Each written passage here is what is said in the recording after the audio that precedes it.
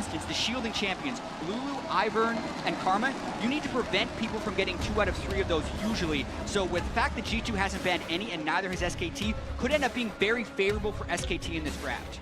I'm expecting the Lee Sin to come in as the last ban for G2 eSports, unless they want to trade that early rotation Lee Sin for something else, because Trick is not the biggest Lee Sin player. Yeah, well, here's the thing. We also wonder how much SKT has trained Ivern. It's not a champion Peanut has played it all during the regular season. Trick was one of the first junglers to bring it out in the European LCS in the early adopting phase, and that could be a good pick into Lee Sin if they decide to go that route. I mean, Ivern was barely used in LCK at all by any teams. But in Europe, it became a huge pick towards the end. Now, both these supports we mentioned in Karma, Lulu, have been removed. When you ban one on the blue side, you kind of show you want to first pick the other one, and that forced SKT to get rid of Lulu. But Jatt, the champion you mentioned, yeah, that would give them a large lead in the bot side if they didn't have one of the pushing shielding supports. And they kind of show the Ivern, but you can tell there is still a little bit of hesitation because they don't know if SKT is going to prioritize that pick. So I think G2 is hoping to go for the Ashe as kind of the best-in-class marksman down there and hope that SKT doesn't take Ivern with these next 2 picks. It would be a surprise if SKT locked in Ivern, so I think what G2 is doing is smart, kind of challenge them. You got to show it first here in the very first game.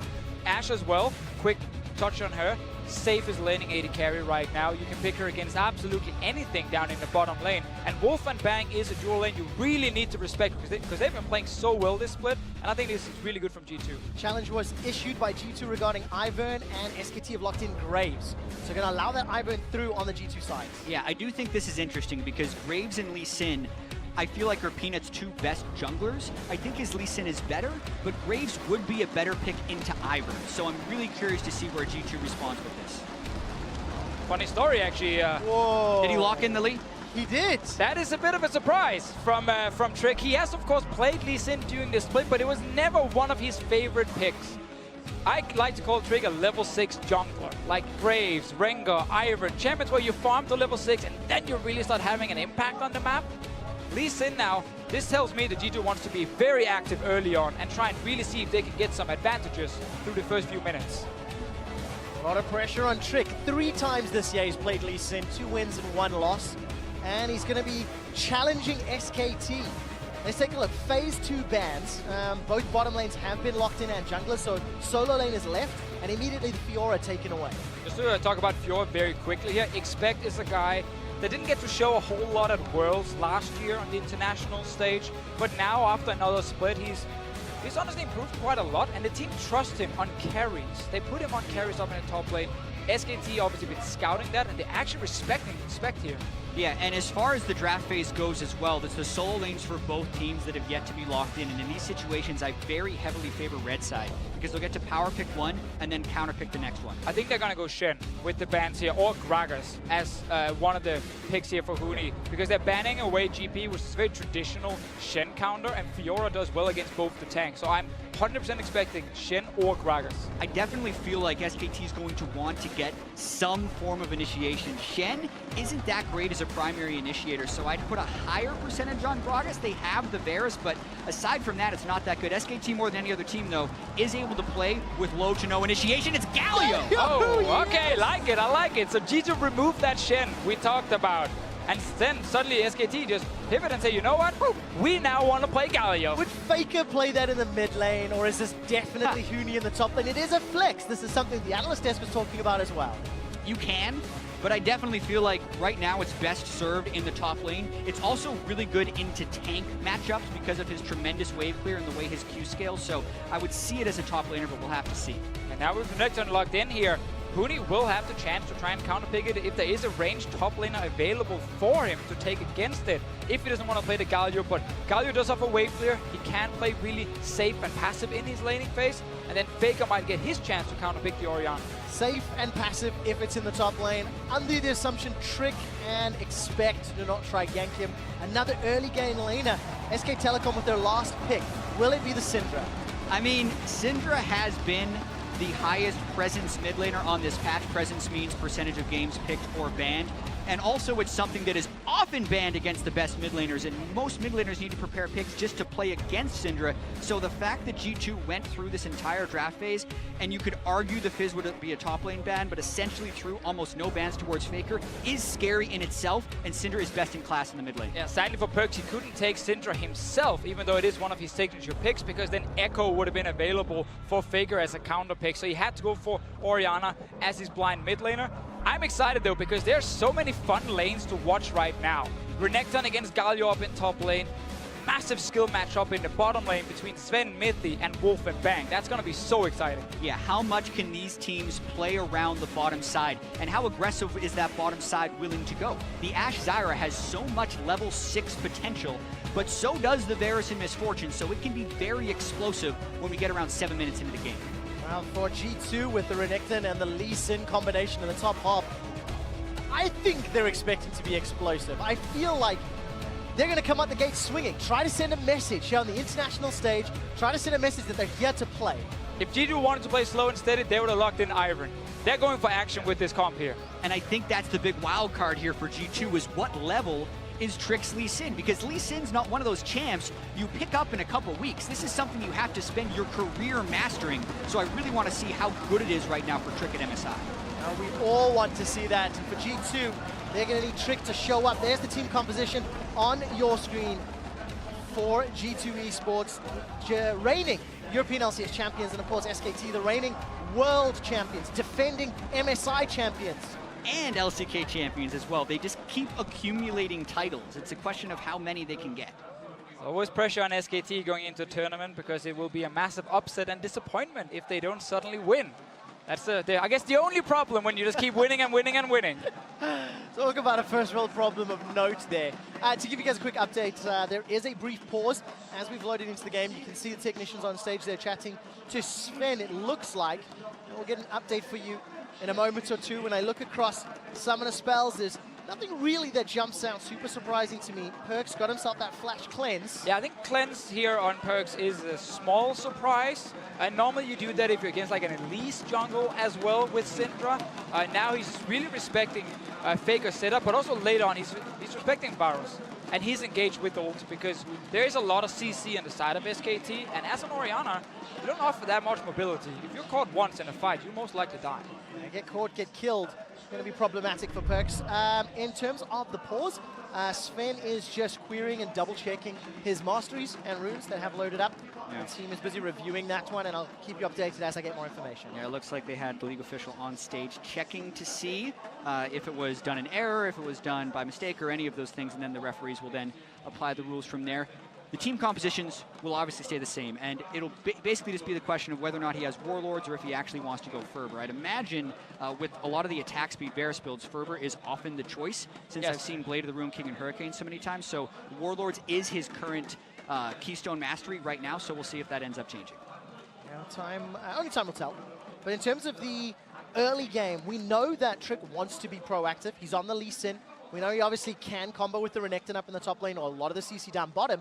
But let's talk about some of the pathing and where these junglers could start in some of those games, Deficio. I mean, the thing with Lee Sin is you can often set up ganks in all three lanes. Like, you are so mobile, and if you look at the comp here from G2 eSports, like, you have Zyra in the bottom lane, you have Renekton in the top lane, both offer CC, and if one of the lanes are getting pushed in, you can go for that gank. But traditionally, you would see, like, Trick sit down here, like, maybe start on his blue buff, get a red buff on the bottom side, and then look for an opening bot lane, or go back to base and then go top after. You don't have to gank a Renekton lane pre-6. You can wait and then see if you can set up a dive. But Galio is not easy to kill on the turrets, because he has so many ways to just stay alive. Yeah, the damage reduction on the Galio W is often underrated as far as how much of a defensive laner he can be. And if you look at the way SKT has actually played a lot of this year, Huni has been put in very defensive positions very often and kind of excelled in that.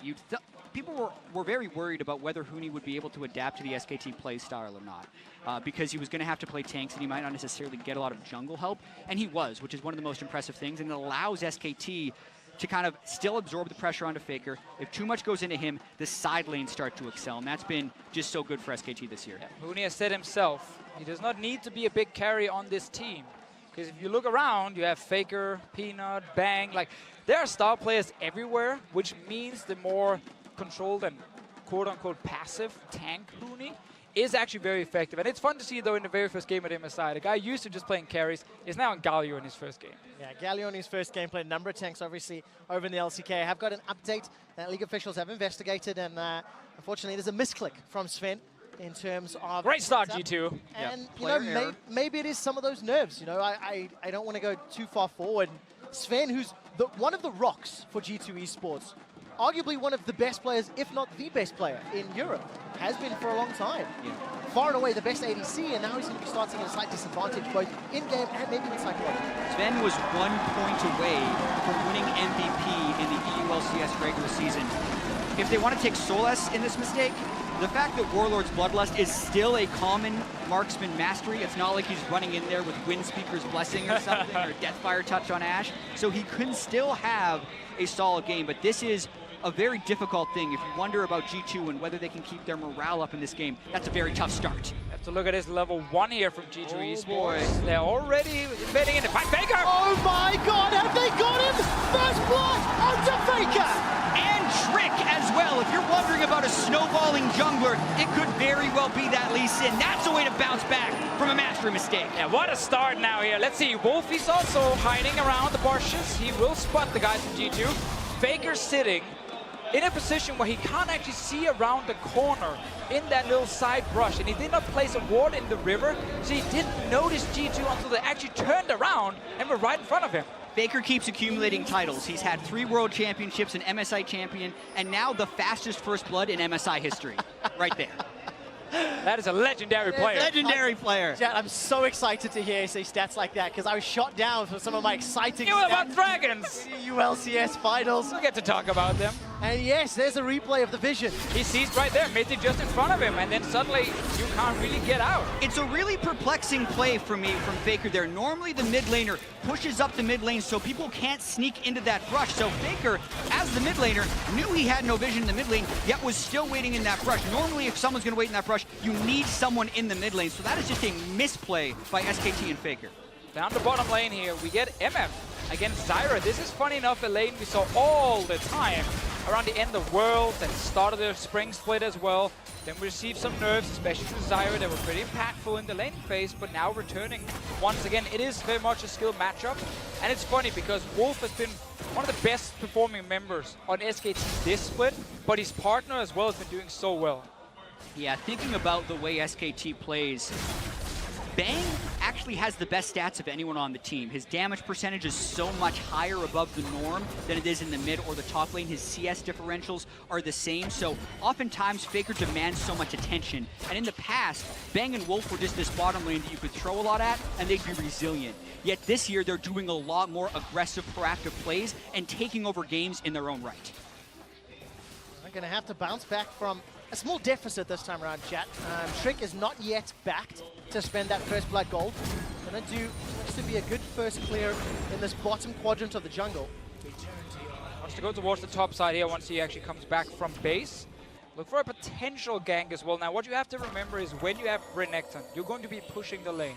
And that always opens up for your junglers to also invade the enemy top side jungle. So obviously with now Lee Sin ending on that side of the map, near the Renekton, might set up a play for G2 eSports. But Peanut, well, he's saying, fine, I'm just going to take the bottom side instead. Yeah, and he's already hard farmed so well. He's incredibly experienced up, and with the bot side being empty, he has a good chance of trying to flank around the bottom side if he wanted to. Yeah, he knows Lee Sin will be top now by putting that ward on the Crux, the camp that we actually see taking the least of these jungle camps, because if you have done that full clear on the bottom side, Raptor, Red, Crux, then, well, you have no reason to be on the bottom side. So he's calling now, watch out, Huni, top side is where Lee Sin will be, and you have to now, of course, play a little bit, you know, scared, or at least respectful. Yeah, we'll play a little bit safe. And Huni, you can see the wave pushing deep into it. He knows Faker's flash is down, so he's trying to do this ward jump gank. Oh, Sonic Wave connects. Faker manages to get some damage back in the tower. Tags on a Trick. PerkZ just not in range. Wave is pushing against him. Now that looked very, very risky from Trick, just jumping in without any backup. But he's just poking down Faker, trying to force him back to base early to give the advantage to PerkZ. Lee Sin can still go back in his jungle, get some HP back. Bot lane trading as well. Oh, a lot of damage going down onto Bang and Wolf. Mithy actually aggressively walking through everything Wolf was throwing down. As it stands, even Steven CS-wise. Faker with that first blood, currently down 10 CS. That little gank from Trick as well, helping out in his favor. Yeah, I do think that Peanut attempted to match. He also went to shove the mid lane. Now 4 minutes and 40 seconds. Trick just hit level 4. Peanut making another arrival in the mid lane. And Faker's actually ghosting, but realizes there's nothing there. Gonna find any opportunity this time around. All right, 5 minutes in. It's about an 800 gold lead here for G2. Trick's just gone back for the second time. Still looking to set up some plays and taking a look through some of the itemization. A couple of control wards on the side of SKT and the Forgotten Chapter there for PerkZ. Yeah, the Lost Chapter is what Trick did the gank for. They pushed Faker back before he could get there. Faker instead settles for a Doran's Ring and a refillable potion. So that's why Faker's actually doing another recall, because he doesn't want to fall too far behind the item curve. If they have a prolonged laning phase and one guy has the mana regeneration from the Lost Chapter and the other doesn't, Faker would actually lose pressure in that lane. And before the game started, we talked about how mid lane push is so important when you want to play around, especially the bottom side, but also the top side, because you can then roam first with your mid laner. Having that mana regen advantage actually allows PerkZ to push the mid lane pretty hard here and just constantly try and force Faker to trade mana with him. When PerkZ then wins out due to Lost Chapter, PerkZ might be able to roam first. And that can set up a play in the side lane for G2 eSports. I'm talking about that side lane. We've not actually looked at Expect and Huni much this game yet. Small advantage for Expect on the Renekton, somewhat expected, anticipated in the Renekton versus Galio. Shockwave just for some poking here. Good stun in reply. PerkZ ends up losing the trade despite being a level down. Yeah, that is not a good trade to lose there, because he's so low that when Faker hits level 6, he has a lot of all-in potential, and that's what Faker's threatening with right now. He's only level 5, but if he hits level 6, just goes and tries to flash all. That pressure. Oh, Trick has to flash away. Unleashed power almost takes him down. Faker winning everything. That last minion refused to die right next to Faker. They actually gave him level 6 and would have forced PerkZ to flash before this one here. Faker knew he was going to hit that level 6, so he could just go all in for that trade. Really well played, and suddenly, trading mana against each other, it doesn't matter if you actually get the other guy to go back to base first. Kill threat is greater than mana. Yes, yeah. We prefer killing. Kill threat. Well, killing someone is the greatest CC, I've been told, in League of Legends. And maybe killing Faker for first blood, before a minute and a half, was a bad thing. Sent him into a bit of a rage to prove his point on a champion like Syndra, who really can take over the early game if given the opportunities. Yeah, and I really want to see Trick get more involved. It really hurts G2, the fact that he went mid lane at level 5 and had to burn his flash defensively, because even if he's just trying to hit level 6 and wait to make that play, the kick is so much more threatening with flash up. So Trick falling behind the curve after picking up first blood. We just need to see now that G2 eSports are hitting level 6 across the lanes here. Really go for that kill in either top or the bottom lane. Now, AShe obviously needs a little bit of more experience, but then once you have level 6, when you arrow as an AShe here, if the enemy bot lane refuses to flash, well then suddenly the jungler shows up and you're going to get another kill, potentially even a tower. That should be an opening. Zven level 6 now, Trick on the bottom side, but he's spotted by these wards here from SKT. Really good deep vision, as we so often see from the Korean team. That's going to allow SKT to even out this early game. Peanut's also making his way down bottom. Yeah, this is all due to the deep vision that Peanut knows there's going to be an arrow on the bottom side. And then Bang will not flash it, and he will actually take the fight instead. All right, Mithy's forced to back away. Very good flash. Gets out of range of the Chain of Corruption. Bang unable to lock anybody down. And here's Trick and Peanut both trying to alleviate the pressure in this lane. Yeah, and another example of how much these teams know the bottom lane matters. Peanut was killing blue buff and was about to hand it off to Faker, but knew he needed to get bottom lane for that AShe level 6 just so he could match that pressure from Trick. So often we would have seen a Renekton lane receive a gank by now, but as we talked about earlier, killing Galio is very, very difficult, and especially on the tower. So G2 were looking for that bottom lane kill, but it's again spotted by good vision and Peanut. And also, we're going to take a step back. Trick playing Lee Sin, not one of his most played champions, if at all. Not only is the questions around, how he's going to perform on the champion, but then the team also has to interact with it. Huni tries to land that Justice Punch, but pulls it just a little short, and now expects under tower, going to do his best to farm it. And we haven't gotten to watch that lane much, but Huni is starting to take control. He was down about 15 CS at 6 minutes, and now has pulled to a CS advantage ever since getting that triple Doran's, but they go for the kill on a Bang. Summoner heal's already used, Exhaust comes down, Bang flashes out of the Stranglethorns. Now Wolf is being forced back, the volley tags him out. Zven's gonna get another flash, and that's 4 summoners for only 1. One of the reasons we have this AShe Zyra lane hit level 6 and then suddenly that kill pressure. We talked about having the jungler before. Obviously had Trick been here, there would have been 1 or 2 kills for G2 eSports, but they get the summoner spells, which now means if SKT do not swap the lanes around and move the AD carry support away from Zven and Mithy, then G2 eSports have a clear opening with teleport, with a gank, to just get another kill in that bottom lane. Luckily, SKT going to be able to respond with some tools. Huni sitting with teleports as well. Going to have that ultimate to jump in and have that heroic entrance, if at all. But of course, those delays mean that it could play into G2's favor if they can get some of that burst damage down between the Lee Sin and the Orianna combos as well. We got 40 seconds on Zven's ulti right now. That is the timer that G2 are playing around. It's a timer SKT is playing around as well, because they know when that ulti is ready, they got to be careful. Exactly, and SKT may have a chance to preempt that. Bang has his ultimate up beforehand. If he can land that onto Mithy, who was flashless while Peanut or someone else arrives with the gank, it can be a kill on the other side. So still a lot of bot lane focus in this game. And you can see now, if you look at the minimap, Expect is running back to his lane. He's saving teleport despite losing a wave, knowing bottom lane is where we're going to make that play. Faker's down here as well, roaming early. Everyone is just ready for this potential 5-on-5. That's what they're looking forward to. The hawk shot from Zven spotted Faker out.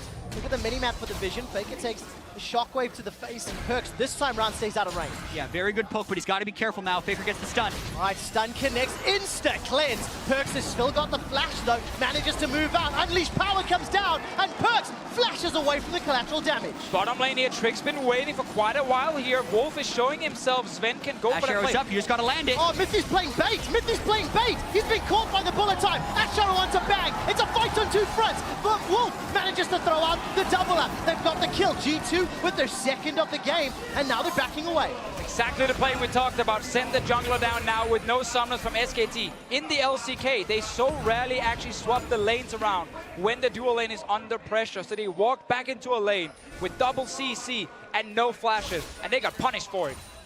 Well, PerkZ, no summoners, but the stun doesn't connect.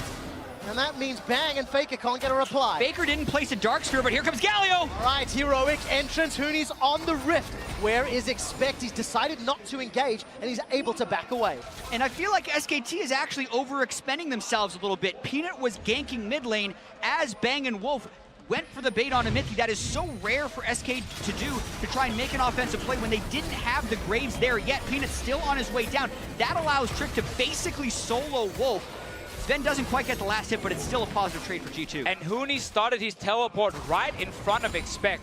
He got interrupted instantly. His TP is now on cooldown. This allows SKT now, it allows G2 to make another play in the bottom lane. We're waiting 20 seconds on that arrow from Zven. Just return and kill them again. Does it feel like there's a little bit of jitters on the SKT side? Some of these plays may be a little uncharacteristic. They're against the kings of Europe. Can you blame them? Definitely a little uncharacteristic, even from the level 1 where Faker didn't prep his positioning and ended up getting first blooded, and then trying to make the aggressive play before the jungler was there. And Huni not spacing his teleport properly and allowing him to get interrupted by Expect. Those are not things you're used to seeing from SKT, and G2 did capitalize, but then you still look at the gold, and you're even. Yep, that is always the thing about SKT. You get ahead in kills, but not necessarily in gold. But that's why, again, that play bot lane needs to happen one more time. If we pan the camera down to Zven and Mithy right now, you'll actually notice a control ward being placed just outside the screen. Just at the bottom, there's a control ward. This is, again, to set up another potential jungle gank. So SKT right now have zero vision behind Zven and Mithy. Trick is coming from topside instead, though. Oh, don't even need that control ward. 5-man dive. Here comes Trick and PerkZ. It's a party in the bottom lane. Chain of corruption slowly starting to spread. Shockwave onto Wolf. Kick back. Double knock-up, double kill. G2. And look at the health bars on G2. That was clean. Not only do they get the double kill onto their middle, they also get first Turkle. And because Huni was in a recall pattern before teleporting, there is not even substantial pressure on either of the solo lanes. The natural counter to a 5-man gank. G2 pulled that off beautifully. It's the around the mid lane to hold here, but Huni with the big minion wave trying to take down this tower in time. The bottom lane from G2, they're on their way to the top lane. Gotta get up there. Might not make it in time, but it's still a good trade for G2 eSports. Oh, they did everything right here. The Ashe arrow, trapping them against the wall, Trick landing his Sonic Wave on the further target, then flash kicking into this combo right here, which allows PerkZ to pick up the double kill with the dissonance. And this is why I really dislike that LCK teams refuse to swap the lanes around, because this play was so easy to predict. TP advantage, AShe in the bottom lane, a jungler who can go down and gank you. No summoner spells, you will die and lose your tower. Swap the dual lane to the top side, prevent this and just trade towers instead. All right, ticked over, 15 minutes coming up. SKT were able to pick up the Cloud Drake down in the bottom lane, and up in the top, Expect Tower survived with a sliver of health. Looking at the minimap, there's support from Peanut and Wolf as they're making their way to shove in the tower, and as it stands, G2 are doing the same up top. Yeah, G2 right now are far ahead in tempo when it comes to pushing these side lane towers. They're already at the tier 1 in the top side. SKT just gets to the tier 1 in the bottom side. Yeah, and these situations can get messy because G2 has no reason to stop their push. They can get one. SKT is definitely going to get one, but they have a head start on the second one if they want it. They actually pull back here, and they may be trying to start a push mid. One of the problems if you push all the way for the tier 2 tower as well is then by the time you actually then get to recall, the enemy team has already killed that bot tower. They're already returned out on the map, and you might actually then lose something in return. But right now, Rift Herald is the priority for the somewhat struggling Renekton that didn't win his lane. Yeah, I don't like this because SKT was in the turret trade game, and giving up that inner turret for a Rift Herald, which we'll expect will have for 20 minutes, I don't think is worth it because G2 had enough gold to have item power spikes over SKT, and this actually neutralizes that advantage. It makes the gold still touching distance for SKT. We're getting closer and closer to this mid game where the map is being opened up, 2 towers apiece. And now G2, how good can you play the map? You've got some mobility, you've got some tools available to you, but you're going up against the undisputed kings of the world when it comes to playing mid to late game. Exactly, when it comes to playing mid to late game. It's not the first time we've seen SKT fall down a few thousand gold in the early game and then bounce back anyway once the map is opened up, and it's all about, you know, these big rotations and team fights. This is where SKT really shines. It's where G2 can shine in Europe, 100%. They are the absolute best mid to late game team we have. But now they need to show if that's good enough to actually take down SKT. Yeah, as of now, Bang is going to be able to take that top lane turret, actually giving SKT the gold lead, and G2, or not the gold lead, turret lead and close in gold. So now the question is, where can G2 find the advantage? Do they continue to trade, or do they try and force another fight? Well, it feels like G2 have decided to split the map down the bottom lane, trying to deal with those winds of war from Huni's Galio and expect alone up top, but you're not really going to be able to defend this wave. No, G2 right now showing some inexperience and playing against Galio. Galio offers great wave clear. He can sit and just fire his Q in the range when expect might die. I expect going to die under the tower. SKT get the tower and another kill. You do not want to trade towers like this with minion waves against a wave clear champion on one side, and obviously no wave clear, proper wave clear from a Renekton on the other side.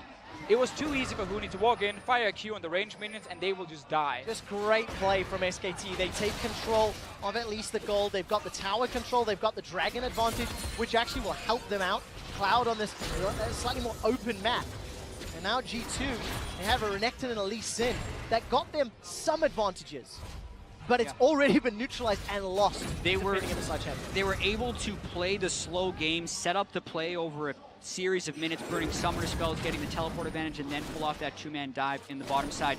But they just lost a whole bunch of it with just relatively simple macro mistakes, not understanding that the Renekton cannot defend 1v3 and have Expect still trying it while they had no answer on the other side of the map. They still have the Ashe arrow, they still have PerkZ with the 2 kills. They need to try and orchestrate some plays. Sadly for G2, everything kind of resets now, because everyone's gone back to base, they bought the items, summoner spells are back, you know, you got flashes on the side of SKT all of a sudden. So setting up that play we saw earlier in the game, well, that took quite some time. It was one arrow into another arrow into another arrow.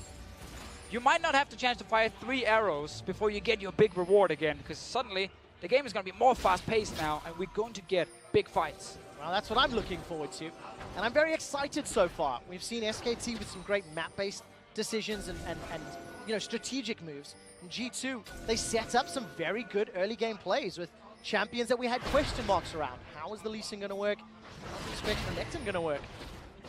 definitely showed up, but now these next 5 to 10 minutes will be the most telling. There's no room for error for G2 with their team composition. Yeah, and you also have to wonder the way they're going to play team fights, and also look at the way SKT is itemizing. Notice the Phantom Dancer on Bang as well as the Ninja Tabi. That's because Expect and Trick are the ones that are going to be trying to dive him. So instead of Hurricane, which most teams use for wave clear on the Varus, he's gone for the Phantom Dancer for the damage reduction in duels, which he'll most likely be in against Expect. So I really like that choice, since the team of SKT doesn't lack in wave clear in any way because of Galio and Syndra. Well, PerkZ definitely does not want to get caught out. I think you find that cleanse prematurely. Bang, not able to lock him down, and some pressure from SKT. They are the ones trying to set up the plays, despite the very short range CC, or shorter range than the AShe Arrow. Well, we get this point in the game where they're kind of just pushing waves to each other, and then you look for that little opening to get maybe one kill that can then resolve in a tower or a dragon. So you don't actually get the big openings yet.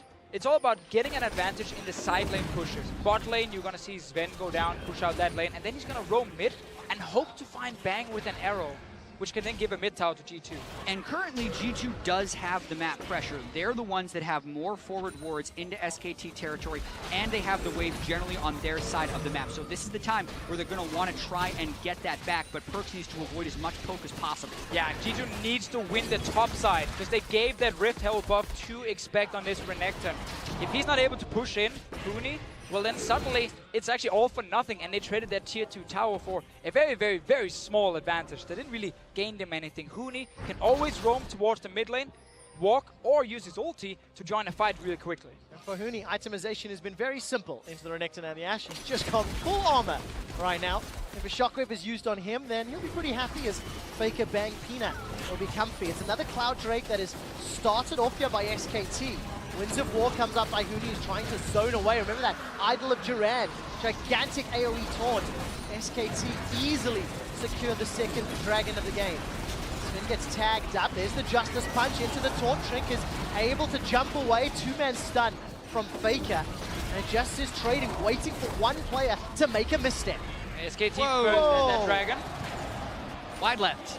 Really wide left on the AShe Arrow from Zven right there. Maybe he thought Faker was going to continue to move down, but just a bad skill shot there using the AShe Arrow. And also they gave up the position they had acquired earlier in the Drake pit. They kind of allowed SKT to walk in. A lot of that is that Huni is so difficult to kill right now. PerkZ doesn't want to waste his cooldowns just to poke down the Galio.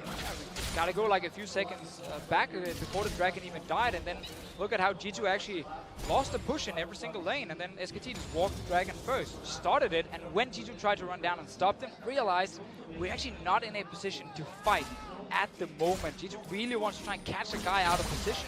Right now, it's all about you dealing with that big front line of Huni. Well, SKT there going forward once again, just blowing PerkZ up. Comboing the CC together, and that just looks so simple. PerkZ did not expect that damage. Guaranteed. He did not flash. He would have flashed the collateral damage if he thought it would kill him. He definitely did not expect Peanut to just take him down with that ulti, but he died. Will be able to defend tower. SKT moving straight towards the Baron area. Oh, it's just such beautiful play from SKT. They've got themselves a 2,000 gold lead. They've got both dragons, and now they're threatening Baron. Expect has got teleports available, but it is a 4-on-5 at best. Yeah, Hawkshot comes through, though, gives them a little bit of information. No one is necessarily stopping Trick from getting here, which means SKT wants to use this as a bait. SKT could have gone for that top lane tower here. You see the minions near the inhib turret of G2 eSports, but they started the Baron, maybe to try and hope that G2 would rush in to try and stop them and then get engaged on. But G2 actually played that really well. They just slowed down and said, you're actually not going to kill that. You're just going to take a lot of damage. Very difficult to do a 22-minute Baron, especially with this team comp of SKT that doesn't have any necessary Baron shredders like a Cassiopeia, Callista, or Vayne. So good job by G2 to just patiently wait it out, push the top lane, Hawkshot in, and kind of dare SKT to stay on Baron, because if SKT would have stayed on Baron, they would have been so low that G2 actually could have won that 4v5. It's the play from before here where PerkZ does not expect the damage. Peanut goes against him, we get even the Galio ulti coming in, and then at this point PerkZ can just flash away. Yeah, it looked like Wolf got the Thunderlord's proc from his Make It Rain, which was just enough right before the collateral damage hit, so PerkZ unlucky. It's been a good game so far though, I feel, from PerkZ. Like, he's actually been under a lot of pressure in the mid lane. There's a lot of roams towards him. barely got caught up by any of them. 2 kills on Orianna, 2 items now. I like the fact he didn't go for Abyssal Scepter, but just went for the MR boots. You don't want Abyssal when you're the only magic damage dealer. That really counts, because obviously this Zyra here will take a while before you want to buffer up your damage as well. Well, yeah, talking about 2 items, both Luden's Echo, Morella, Nomicon for the respective mid laners. Black Cleaver, Cowl, Tiamat for expecting the top lane. It's the Frozen Fist from Huni.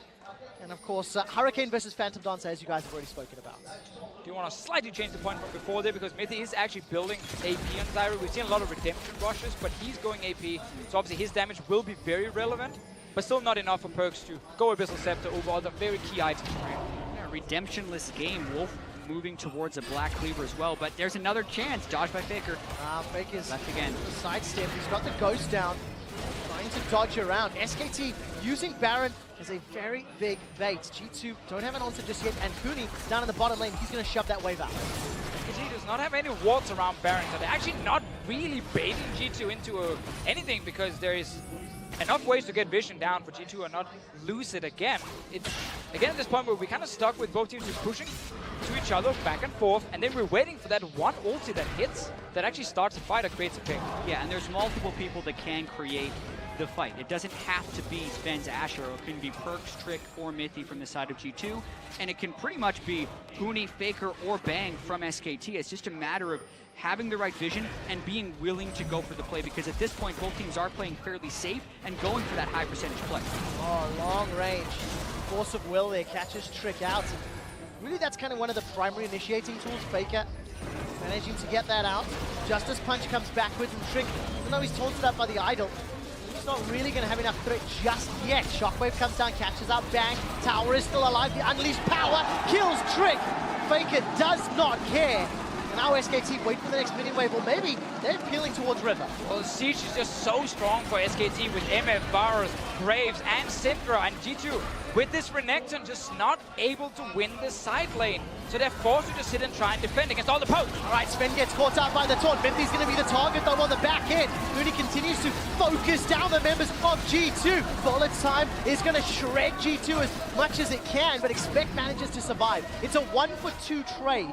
At the end of the day, SKT maintain pressure, extend their lead, and they are the ones dictating the map. Yeah, SKT is setting up shop in that mid lane and making plays happen. What was interesting there, though, is SKT was on a different beat than Faker. Huni flashed over the Raptor Pit, I believe, to get that taunt, but Faker was pushing top lane. So if you're wondering why that fight didn't just slide all the way over to SKT's favor, is because they didn't actually have as much damage follow-up as you would think. We're going to go back all the way to the start of this one. Yeah, Huni able to move first from the bottom lane. We're expecting still trying to kill the minions, meaning now SKT with 5 members mid can go for a play even under the tower. Great setup, easy kill onto Trick. And now it should have been just 1 kill for SKT, but yeah, this is Huni going in. Yeah. He just Justice Punched and then Flash Ultimate, but if you notice, the rest of SKT still need to get minions to the turret. Huni ends up dying in an extended 1-for-1 trade just based off of Huni's Flash. We said earlier, obviously Huni cannot make less of these mistakes now they're playing for SKT under Kuma, but it will still happen from time to time. We have seen it in the LCK a few times here and there. Happen now. Overall though, SKT with the Siege comp, they're also winning the side lane with this Galio pick that's been doing really well. It actually means that G2 needs to find a TP location for Expect so he can join the fight. If they're not able to get him into a fight with a proper TP flank, his value in this game will just keep going down and down and down compared to the Galio. It's one of the oldest stories in competitive League of Legends, Renekton in the late game. We're 28 minutes in, we're starting to get to that point, and SKT, despite some of the little mishaps in the early stages of the game, it hasn't really made a difference. G2, their Ashe arrows haven't found the right targets, and their wave pressure hasn't resulted in objectives. Yeah, G2 does not have a ward on this dragon here. If they had a ward on dragon, they could actually gone to Baron and started it to force a fight where Peanut would have been late. But they didn't actually see him take it down until now, and then it's obviously a little bit too late. Yeah, and I do feel like G2's Drake control has been mostly non-existent, and that does consistently hurt them. Can they get an Ashe arrow? Oh. Well, you can't catch the strut. Yeah, Zven has had some poor aim on some Ashe arrows, but SKT has also always been very good at dodging initiations and skill shots, and that is amplified when you have stuff like the Misfortune who has Make It Raid and the double Cloud Drakes, which gives them all that move speed when out of combat. All right, a little bit of a fight up in the top lane. Zven's going to try chase down with that Ranger's focus. Huni may not be able to survive. Uses the ultimate to escape. It's a heroic exit. Huni gets out. But we got to see some of the damage here from Zven and of course expect against him. Now meaning they're forcing him back to base, and once again, G2 around this Baron here, they have control wards on the Baron itself, and they're trying to look for that one pick with the Ashe arrow. Another member who can do it is Trick's Lee Sin. Early game action, check. Mid to late game engages with flashy kicks. No, not yet. And we want to see that as well because they have actually the setup near Baron. Oh man, but they were also hitting the ward as they started Baron, which gave momentary reveal to the killer right there, so SKT easily able to move in. Yeah, that was miscommunication. Trick thought they would just kill the ward and back out, while the rest of G2 were probably calling to actually start the Baron. So just a little bit of a mixed call there from G2 eSports. Now forces them back and allows SKT to take these control wards down. Yeah, and just going back about 45 seconds to when Huni nearly died to Expect and Zven up in the top lane. Despite Huni having 330 armor, which he's itemized almost exclusively, he still was getting relatively shredded through. It's about 5 to 10 seconds for the two of them to kill him because they have the Black Cleaver shred from Expect as well as the Last Whisper and Blade of the Rune King already from Zven. So if they can catch him in isolated situations, by no means is he unkillable. But that time frame, 5 to 10 seconds, is far too long in a big team fight. Well, there's two caveats there. If they can catch him alone, and if they can get 10 seconds to get through the front line. And of course, with Bang, itemizing with that slightly defensive Ninja Tabi and Phantom Dancer, maybe he can fend off any pressure from Trick early on. Look, it's still a 3,000 gold game here for SKT. They got their third dragon a little while ago. There'll still be one more Cloud before Elder. And SKT can quite literally run circles around G2 right now. Well, I'm still very glad to see G2 go back towards this Baron setup here and actually be allowed to set up these control wards, because it is really the way for them to win the game. Force and engage without SKT having proper vision, and then suddenly that 3k goal lead might not mean a lot if one guy from SKT dies instantly. Yeah, exactly. The gold is still close as well, and there's no cleanses or Mikhails anywhere on SKT. So even though Zven hasn't landed the arrow yet, if he lands the right one, it could be big. All right, Trick is caught up by the Chain of Corruption, though. He was looking for Peanut. Huni's now going to Justice Punch forward, and PerkZ is able to sidestep, but the tower's the focus. Yeah, SKT have a ton of control now. Look at the low health bars already on G2, so SKT is pretty much entirely full, pushing up mid lane, and they can always fade back for Baron. Watch Huni just control whatever space he walks into because he's so tanky. Now there's simply no threat or response to the threat for G2. SKT take their 6th tower of the game. There is nothing left outside the base for G2, but G2 eSports, they have not given up just yet. Oh, this could get so risky. Trick is going to dash forward to the Sonic Wave. Bullet time comes down. Look at PerkZ waiting in the wings, looking for a Shockwave. Huni's being shredded. He's had the 5, the 6, the 7 seconds. Shockwave tags him down, but SKT simply not dead yet, and Expect is way too late to the party. We've seen this now multiple times. G2 are trying to set up a play, they fail the execution, and then SKT just respond by saying, great, we either get a kill or a tower from you guys. And they just respond so well to that missed opportunity from G2 eSports. It started with the arrow from Zven, and then Trick couldn't land his Sonic Wave. He had to then back away, and suddenly you had no position in mid. And SKT can return to the offensive right now. Huni coming in! PerkZ is in so much trouble. Collateral damage takes him down. Huni's looking for more. Already used the taunt though, and teleport in for the kill. What is the objective SKT want right now? Gonna be a kick backwards. Okay, 10 seconds is the timer. 9, 8, Huni's being killed, but there's not enough time. G2 don't have the damage, and Trick goes down to Peanuts. And if taking PerkZ down wasn't enough to force a 5-man Baron, taking down the enemy jungler probably is. Faker going to continue to threaten people with Syndra because the rest of the team can turn and burn this Baron. Such exceptional play from SKT. The remaining members of G2 trying to make their way up to the mid lane. Actually, 0 contest on this Baron. Expect instead is going to farm out that gigantic wave in the top lane. And the coffin has been laid out. SKT with Baron looking to close it. Yeah, I'm glad we get to see Galio, first game here in the group stage. We saw it a lot in the play-ins, a lot of good performances from him. He won almost every single game except for one. And Huni in this game here, he survived the laning phase against Expect. He's been able to actually push the side lane consistently. And then he's just roamed to mid lane every single time and tried to look for some of these picks here with his taunt. Yeah, right place, right time, and you compare the teamfight presence of Expect versus Huni, and it's not even close. Now he has the Spirit Visage as well, so PerkZ won't have any chance of bursting. We even saw in that last fight when Huni just had the Kindle Gem, the Shockwave barely scratched him. So add that to the fact that SKT is approaching 4 items on Faker. They still have a lot of damage from Bang, and they're just going to continue to try and move around this map and dictate the pace to G2.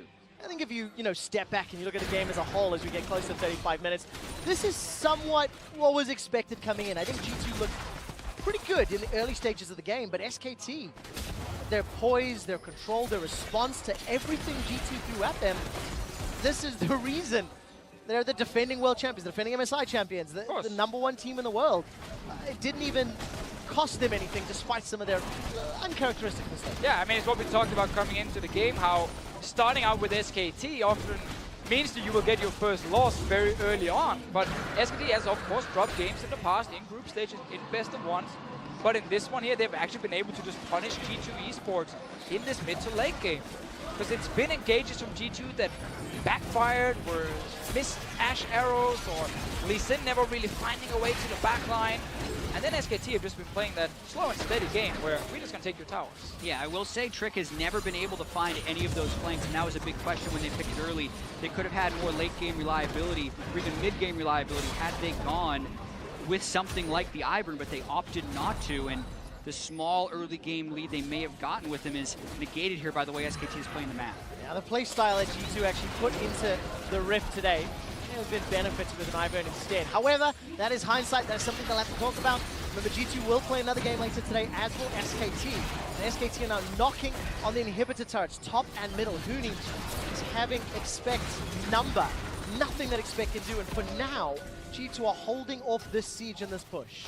SKT, of course, respecting the fact that we are fairly late into the game and there are 3 to 4 items completed. So despite the gold advantage, you look at an Orianna with 3.5 items right now, you do not want to get caught by that shockwave if you're Syndra, if you're Varus, because you can then still die. They're waiting here, another arrow goes wide. Trick though, he's trying. Trick can't find anybody. Unleash power's already been used. Heroic entrance from Huni will bring him to the mid lane from top. Trick did force a flash from Faker though. Faker respected the fact that kick flash could happen from the Lee Sin, so he flashed early, but they're pushing bot lane now. Oh, they absolutely do. SKT are going to take down the tower already. Justice Punch will set up position for Expect. He's down. Dominus didn't even matter. Mithy's been forced away by the poke, and SKT take the first inhibitor of the MSI 2017. Shockwave also completely whiffed from G2, so that means SKT can continue this offensive. All right, let's see, what can they take? SKT backing away, a little bit of damage onto Huni, but it doesn't matter. Zven steps forward from the Winds of War. He's not going to find any further damage. Defensive flash from Huni. But SKT don't care. Look at this. Faker and Peanut, they've taken down another tower in the mid lane. Trick has still got access to that Dragon's Rage, but there's no damage following up. They're too far away. Trick's going to look forward. Sonic Wave unable to connect, and SKT 10,000 gold lead, and the base is broken for G2. And it's once again that situation where G2 try and start the fight.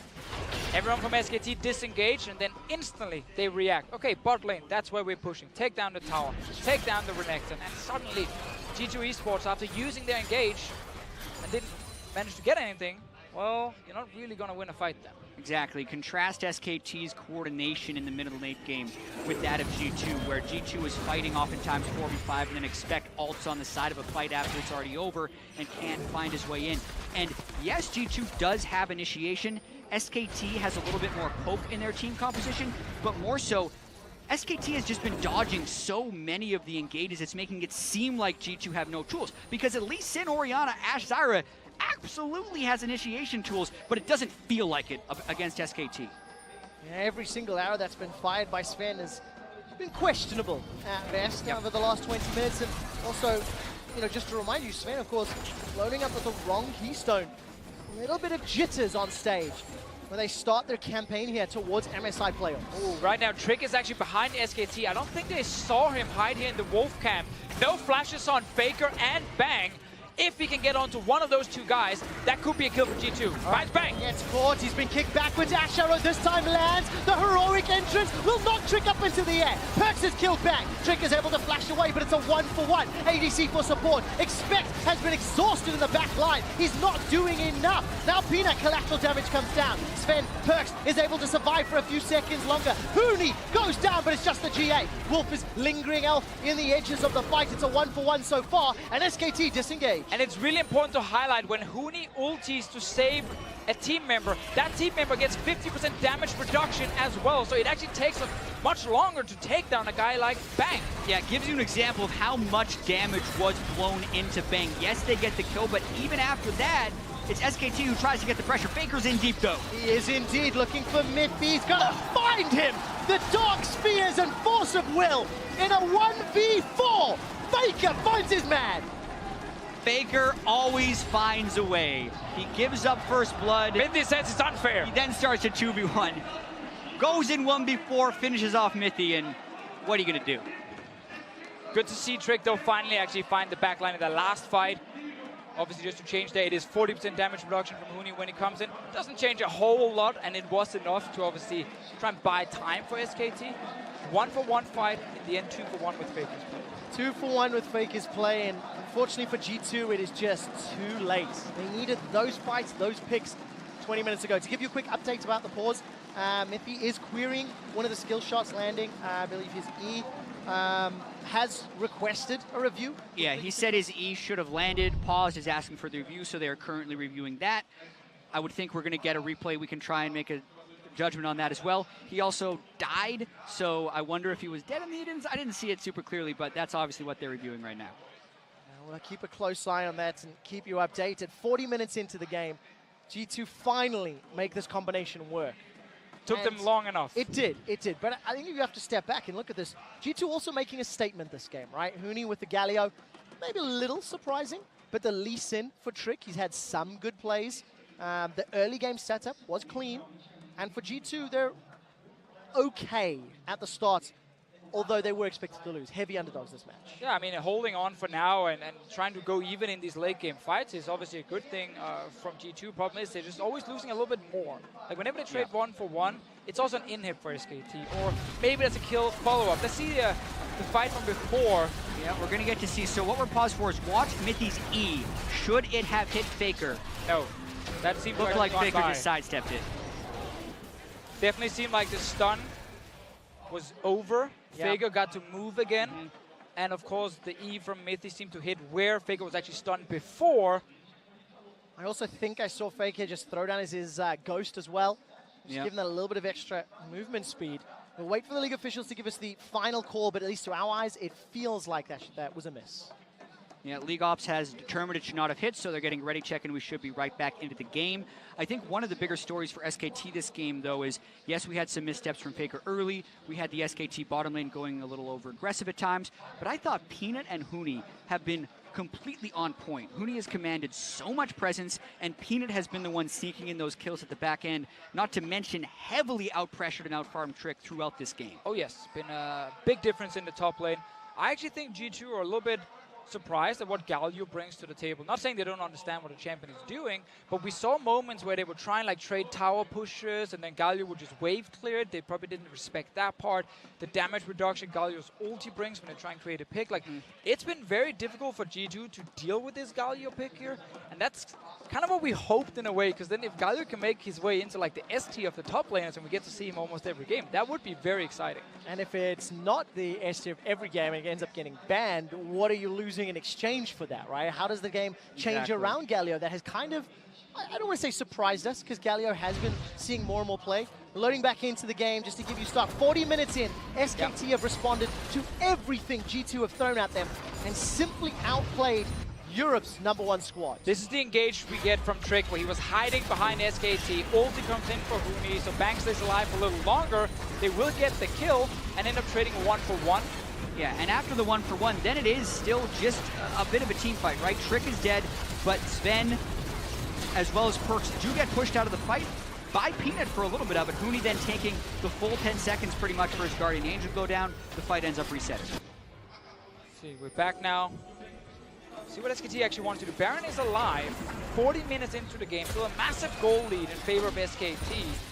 No fourth item completed for PerkZ just yet. Ready for Zven though, so the carries from G2 are not weak at this point. Well, they've got some difficulties because there's 2 lanes of super minions pouring through. Look at the vision that SKT is working with.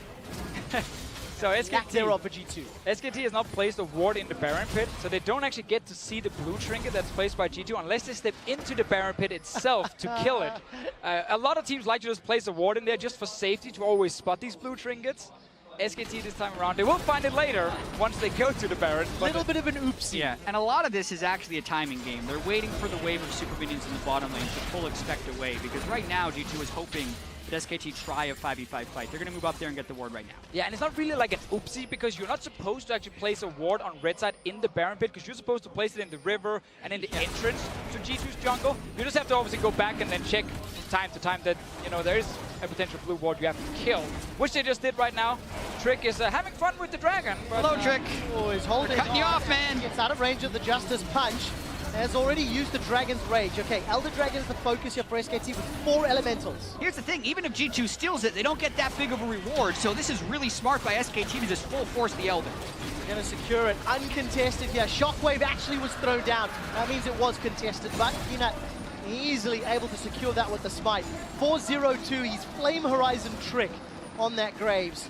Sniped so many G2 members with that collateral damage, and really just been everywhere his team has needed him the entirety of this game.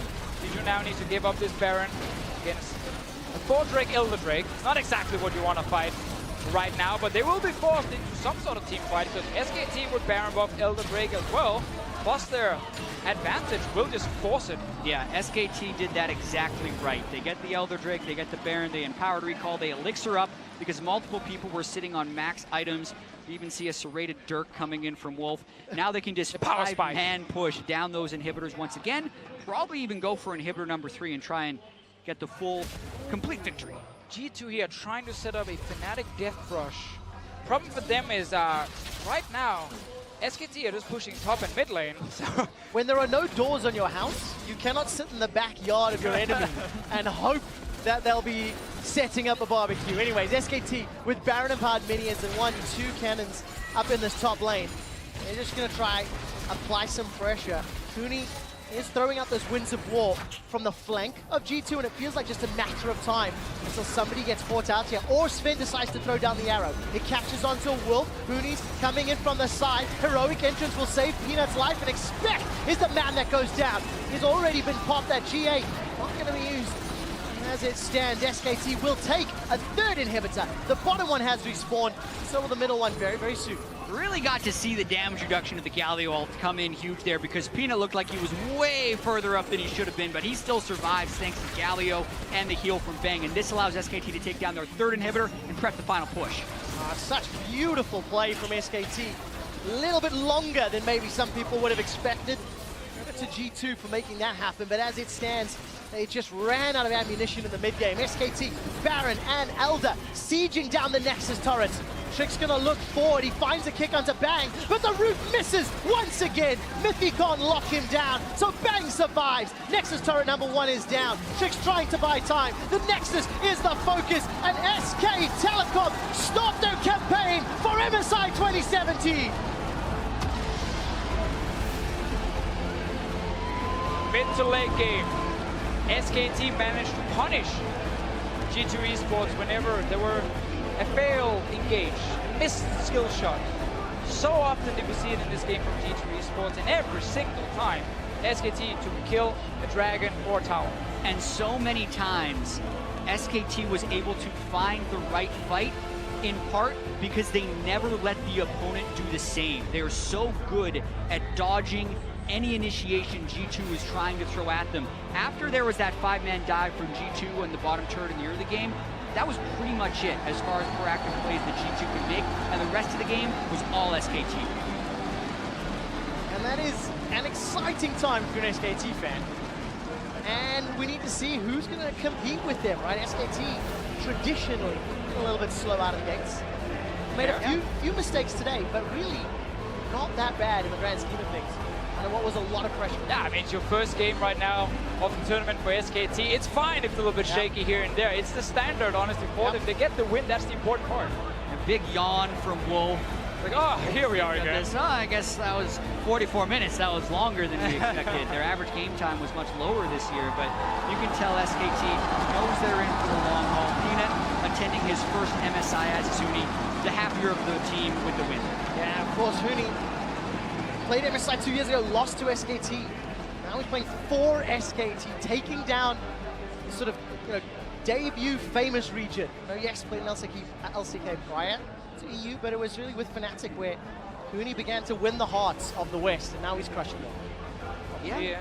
Means a lot for him, because that's the thing about Huni, was on the practice squads of Samsung and SKT. Never got to play that first game in the LCK before he actually came to Europe and made a name for himself. But yeah, I like the Galio a lot. I like his performance on it. I like Peanut in the jungle as well in this game here.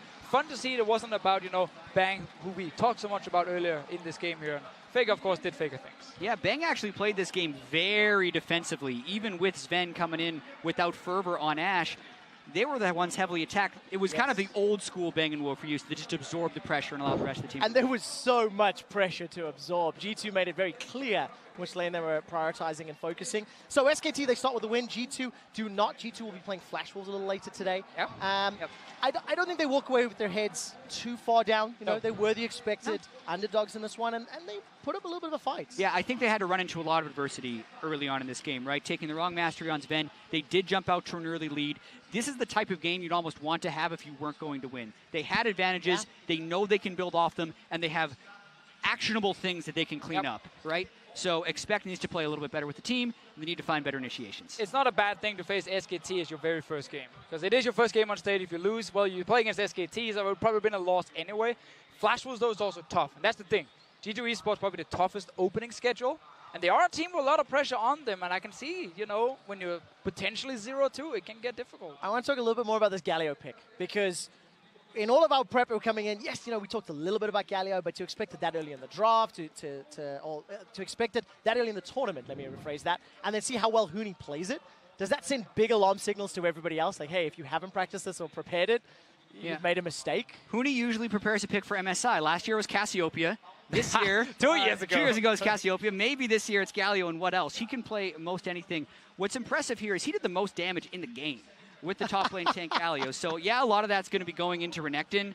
Yeah, sure. He was just poking a bunch in team fights, and it was Huni just moving around. Every time he's absorbing damage, he's turning some of that back around. So very impressive game by Huni. We have to remember, we saw Galio in the LPL where he wasn't able for playoffs. And in the play-ins last week. In the play-ins as well, we saw him as well. So people knew that he was a strong pick. But when talking to a lot of the top laners, very mixed opinions. Some were like, nah, I don't really like him at all. He's not a main engage, not really my kind of style. Others were like, no, actually, this guy's really strong. His laning phase is good. He can push lanes. And then when he joins fights, you can see the impact. We might see more and more people, as the tournament progresses, kind of turn towards okay, Galio is actually very strong. Let's all start playing him. Because this was a very good first performance. Well, we're going to find out. That was game 1 of MSI Groups in the books. And after the SKT win to start the group stage, let's meet up with Shox on stage, who's standing by with a very familiar face in the top lane. Thank you very much. Indeed, a very familiar face, and I'm very happy to be speaking to Huni once again, and congratulations. First up on this victory, and this is your first international tournament in a long time. There are so many expectations on you and on SKT, so how important was it to win that first game? Yeah, my last international tournament was the 2015 when I was in Fnatic. It was, really, really long time ago, and for now, 2017 with SKT, this is my first time in international league tournament. So it was really very important that Huni is really good top laner. I had to prove for from the first game with SKT. But I showed really well, so thanks for a lot. You can be happy. That was a very good first game. Talk to me about Galio, because it was quite a slow start for you guys. How did you use Galio? What was the role of you on Galio to get back in the game?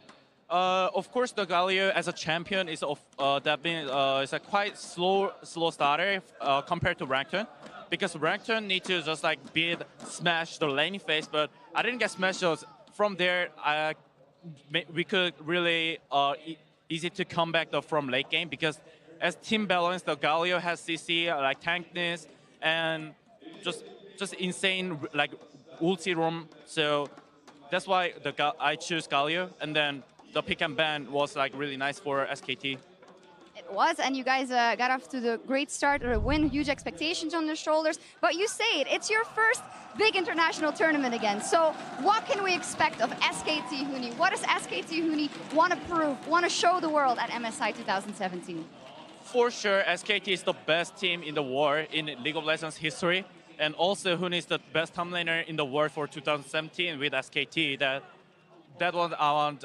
That's what I want to prove that for 2017.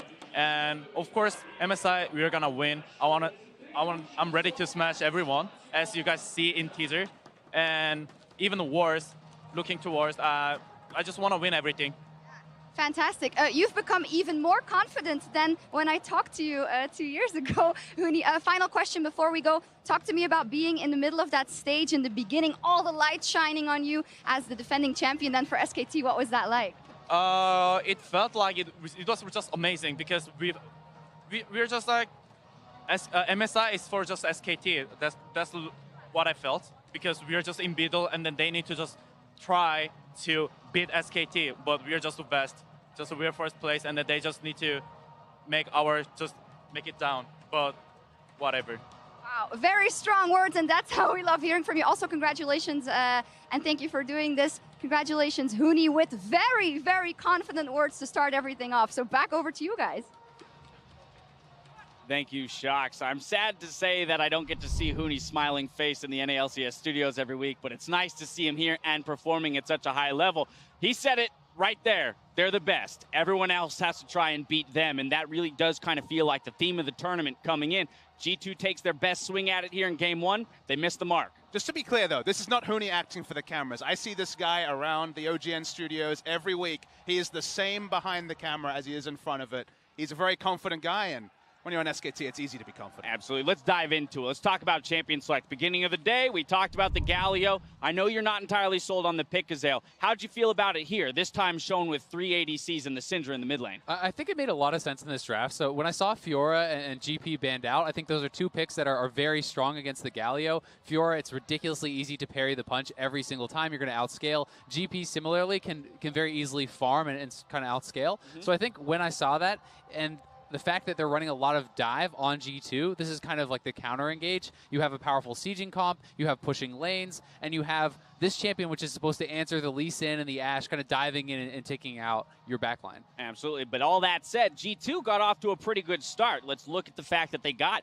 4 early kills picked up across the map in a way that shows they recognize their win conditions and where they can get kills. And here's the thing, like there's so much pressure in all of these lanes. You take a look at the top lane, you can see that Galio's got Renekton shoved in. You look at the bot lane, it was Bang and Wolf that were playing for before they were punished by this arrow. This was pretty much the only play that they could make is to throw it. Now, this seems random, but I actually love this from PerkZ. He knows that they can only play off of the arrow, punishing those summoner spells that they burned before. So he throws the ultimate at Faker to draw Peanut and to hold Faker in that lane. So they make sure that they get the 3v2 initially in the bottom lane. That sets this up later on.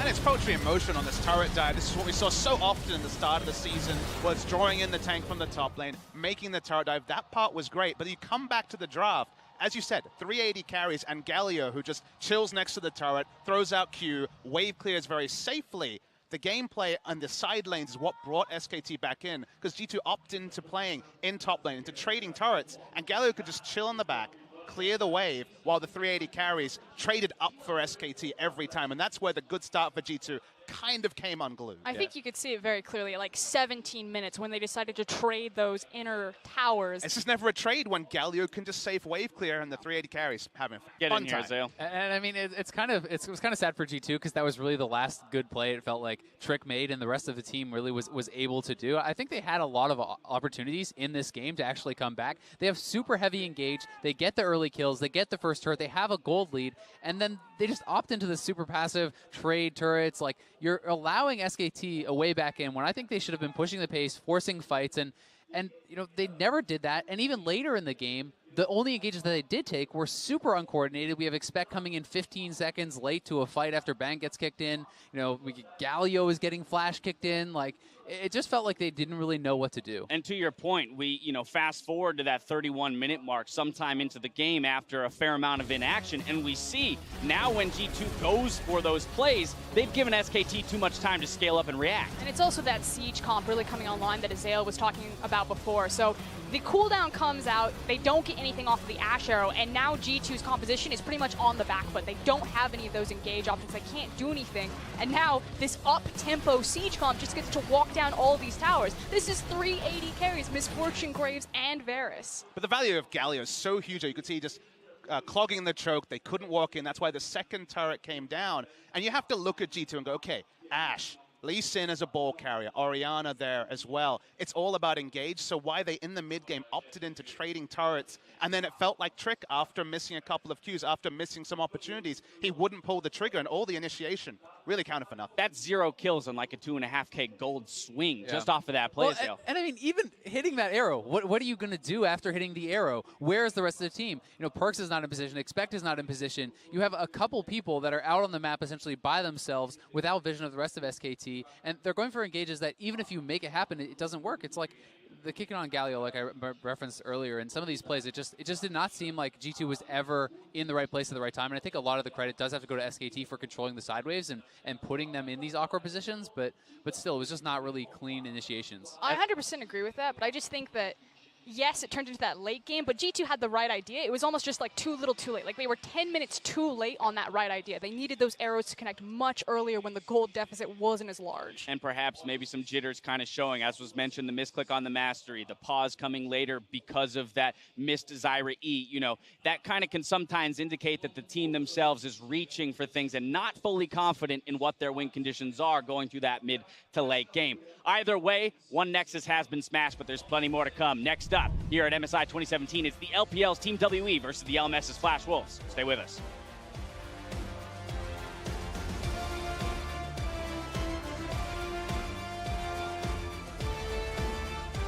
Now to meet our contenders here in the 2017 League of Legends Mid-Season Invitational. Fitting into Faker. Oh my god, have they got him? First blood onto Faker! The party in the bottom lane. Chain of corruption slowly starting to spread. Shockwave onto Wolf. Kick back, double knockup, double kill, G2! With that big front line of Huni. Well, SKT there going forward once again, just blowing PerkZ up. Oh my god. Defend against all the poke. All right, Zven gets caught out by the taunt. Mithy's going to be the target though on the back end. Huni continues to focus down the members of G2. Bullet's time is going to shred G2 as he is indeed looking for Mithy. He's going to find him. The Dark Spears and Force of Will in a 1v4. Whoa. Trick's trying to buy time. The Nexus is the focus, and SK Telecom stop their campaign for MSI 2017.